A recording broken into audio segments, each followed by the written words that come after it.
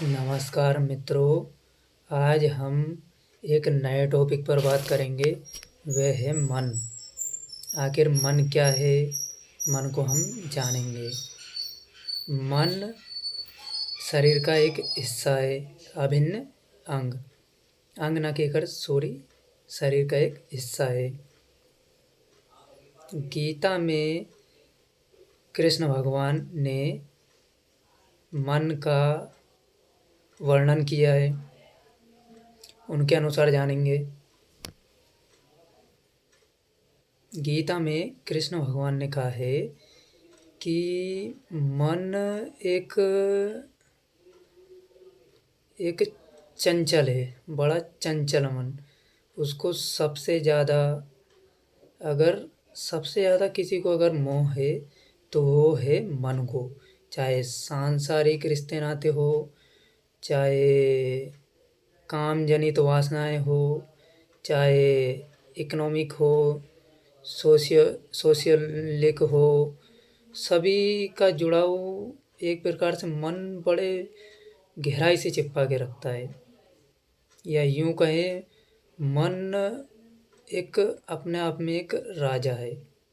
वो हमेशा राजा की तरह रहना चाहता है और वे कभी भिखारी बन के नहीं रहना चाहता है, बिल्कुल राजा की तरह। भले ही एक अगर भिखारी का भी अगर मन हो तो बिल्कुल राजा की तरह ऐसे ऐसे भावनाएं कल्पनाओं में रहेगा। जैसे मुझे ये चाहिए, इकोनॉमिक फील्ड में सबसे बड़ा बनना है, समाज में भी इतना मोह हो कि समाज में सबसे ज़्यादा मान सम्मान मेरा हो, चाहे राजनीति हो, किसी भी फील्ड में ले लो तुम, मन बिल्कुल राजा की तरह रहना चाहता है। और मन की ताजुब की बात देखिए कि शरीर चाहे बूढ़ा हो जाए तब भी वे बिल्कुल जवान जैसा ही रहता है। जवानी में 20-25 वर्ष की एज में जैसे मनुष्य का मन रहता है, उस टाइप का बिल्कुल जवान रहता है। और वह बड़ी कल्पनाएं करता है। बुढ़ापे में भी वह सुंदर स्त्री, सुंदर कन्या की तरफ उसका सबसे ज़्यादा झुकाव रहता। या यूं कहें कि बुढ़ापा आने पर भी मन बूढ़ा नहीं होता। कहा है ना, कृष्ण भगवान ने भी कहा है गीता जी में कि बूढ़े होने पर भी मन बूढ़ा नहीं होता। उसके अंदर काम वासना, काम जनित इच्छाएं, चाहे अर्थ हो, समाज हो, राजनीति हो, हर हर प्रकार की चाह रहती। कुल मिला के सांसारिक मोह माया बिल्कुल जवानों की तरह रहती है। और मन को अगर जीतने की अगर अपन बात करें, अगर आखिर मन को जीते कैसे, या फिर मन पर विजय कैसे प्राप्त करें। गीता जी में कृष्ण भगवान ने कहा है कि मन के अकॉर्डिंग तुम ना चलो, तुम्हारे अकॉर्डिंग मन को चलाओ। तो मन पर आखिर विजय कैसे प्राप्त करें, तो उन्होंने दो रास्ते बताए थे। यानी कि एक एक तलवार की तरह उन्होंने उदाहरण दिया था कि दो धारी तलवार से वार करना पड़ेगा मन के ऊपर। एक अभ्यास और दूसरी वैराग्य। अभ्यास बार बार प्रयास करते रहो, एक बार दो बार करते रहो तो अभ्यास के द्वारा मन रास्ते पर आ जाएगा। लेकिन अभ्यास के द्वारा मन रास्ते पर आने के बाद भी वे भटक सकता है। थोड़ा सा हवा का झोंका टाइप का एक उदाहरण ले ले, कुछ भी हल्की सी कुछ भी आ गया, उससे ही मन भटक सकता है। तो मन पर विजय प्राप्त करने के लिए एक तो अभ्यास की तलवार, दूसरा कृष्णा ने कहा था, कृष्ण भगवान जी ने, कि एक वैराग्य की तलवार। तो बिल्कुल वैराग्य उत्पन्न कर लो। मान लो कि तुम्हें सफलता प्राप्त करना है, और बिल्कुल एक विवेकजन्य मन बनाना है, बिल्कुल विवेक। तो सफलता प्राप्त करना है तो जो सांसारिक मोह माया है, एक सफल व्यक्ति की पहचान आपने देखी होगी ना, कि उसको क्या क्या त्याग करना पड़ता है। तो जो मन तुम पे हावी हो, उन रास्तों से तुम वैराग्य कर लो, बिल्कुल वैराग्य। तो तुम मन को जीत सकते हो। और सफल व्यक्ति का सफल बनने में सबसे बड़ा योगदान उसका रहता है कि वो मन पर विजय प्राप्त कर लेता है, तभी तो वे सफल व्यक्ति बन पाता है। और सफलता प्राप्त करने के लिए मन पर तो विजय पाना ही पड़ेगा, नहीं तो ये पृथ्वी पर लगभग 800 करोड़ मनुष्य है और चल रही है जीवनचर्या। अगर एक गिने चुने व्यक्तियों में तुम्हें आना है तो मन पर तो विजय प्राप्त करना ही होगा, तभी तुम एक सफल व्यक्ति। और सफल ही नहीं, चाहे सफलता का अर्थ एक ही नहीं कि तुम इकोनॉमी के फील्ड में सफल बनो। भाई, सफलता का अर्थ है कि आप एजुकेशन यानी कि ज्ञान प्राप्त करके उसमें सफलता प्राप्त करो।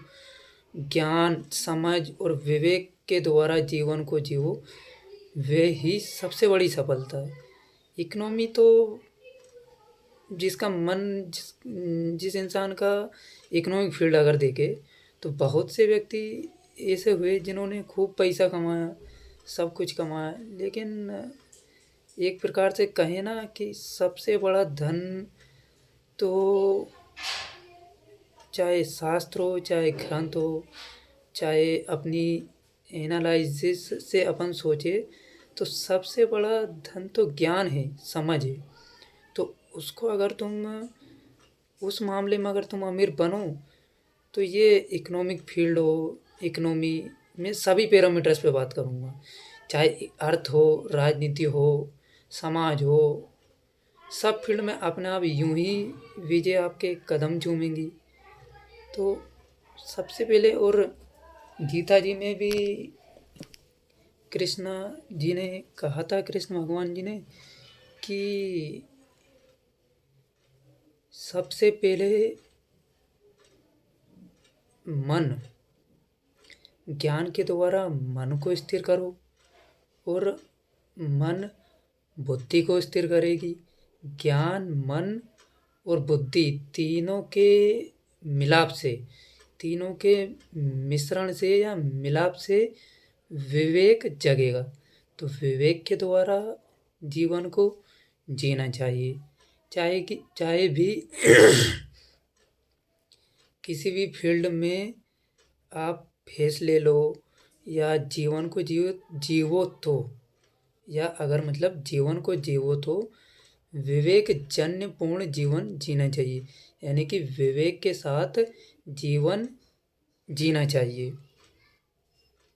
और विवेक से फैसले लेना सीख गए आप, जीवन जीना सीख गए आप, तो आप समाज में खड़े हो जाना, आपकी पर्सनालिटी अपने आप में आप अलग दिखोगे। बस इतना ही है। मन को विजय करने के तरीके हमने बताए, और मन को नॉर्मली हमने जाना, और एक नॉर्मल सी समझ हमने जानी, गीता का कुछ दर्शन जाना, और कुछ दर्शन खुद मेरी एनालिटिकल क्षमता पावर के द्वारा मैंने प्रस्तुत करी है। और बाकी मेरा नाम महेश वर्मा है, और मैं यूपीएससी सीएससी की तैयारी कर रहा हूँ। अभी फ़िलहाल में अभी तैयारी चल रही है। और बाकी बस यही कोशिश है कि समाज में कुछ चेंजेस आए, और समाज में जो मैं जितना भी मेरी विवेकजन्य बुद्धि, विवेक के द्वारा, या मेरा जितना भी योगदान रहेगा, मैं योगदान देने की कोशिश करूँगा। समाज में, समाज के फील्ड में जिस प्रकार भी मेरे से सेवा होगी मैं सेवा करूँगा। मेरा यूट्यूब पर यूनिवर्स एंड अर्थ चैनल है, इसको लाइक एंड सब्सक्राइब कर लेना, क्योंकि आपका सहयोग होगा तभी तो मैं इधर से कुछ नए नए टॉपिक पर आपसे बात कर पाऊँगा और आपको कुछ सिखा पाऊँगा, या कुछ जितना भी हो सकेगा उतना मैं आपको दे पाऊँगा। मेरे अंदर जो भी निखरा या निखार या कुछ भी जो मैंने सीखा, जो मैं आपको दूँगा वो दे पाऊँगा। वो कहते हैं ना कि क्रिया की प्रतिक्रिया, तो आप सहयोग करिए। आप उधर से क्रिया करोगे, उधर से एक एनर्जी डेवलप होगी, तो मेरे अंदर से एक एनर्जी बाहर डेवलप होगी, नए नए टॉपिक पर बात होगी, वार्तालाप होगी, आप कुछ सीखेंगे। और मेरा जो स्वप्न है समाज में कुछ सेवा प्रदान करने का, मेरी वाणी को समाज तक पहुंचाने का, वे सौभाग्य मुझे प्राप्त होगा। तो धन्यवाद मित्रों, दोस्तों, भाइयों, बहनों। मेरे पास समय की थोड़ी कमी रहती है क्योंकि यूपीएससी की मैं तैयारी कर रहा हूँ ना, तो उसमें समय का बहुत ध्यान रखना पड़ता है। आप जानते ही हो यूपीएससी इंडिया का टफेस्ट एग्ज़ाम है, सबसे बड़ा, तो उसमें समय देना पड़ता है। तो इसलिए मैं नए नए टॉपिकों पर आपसे वार्तालाप करता रहूँगा। और बाकी धन्यवाद। और अगला टॉपिक जल्द ही आएगा कुछ ही दिनों में, या मैं कोशिश करूँगा कि हर दिन एक वीडियो लगभग 12 से 15 मिनट का मैं यूट्यूब पर अपलोड करता रहूँगा। धन्यवाद।